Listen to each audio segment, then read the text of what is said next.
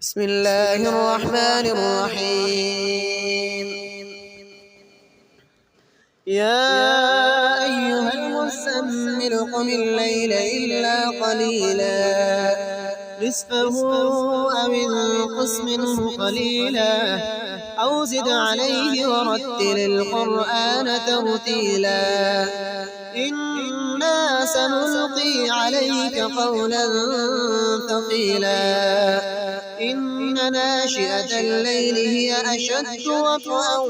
وأقوم قيلا إن لك في النهار سبحا طويلا واذكر اسم ربك وتبتل إليه تبتيلا رب المشرق والمغرب لا إله إلا هو فاتخذه وكيلا واصبر على ما يقولون واهجرهم هجرا جميلا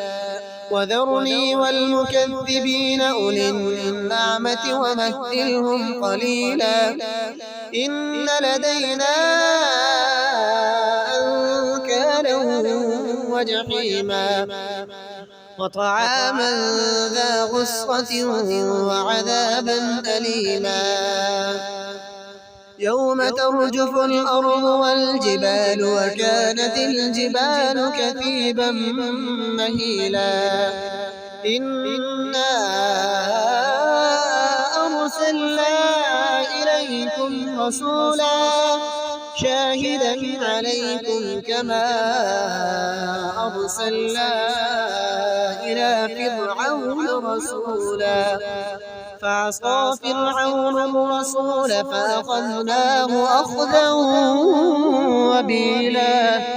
فكيف تتقون إن كفرتم يوما يجعل الولدان شيبا السماء منفطر به كان وعده مفعولا إن هذه تذكرة فمن شاء اتخذ إلى ربه سبيلا.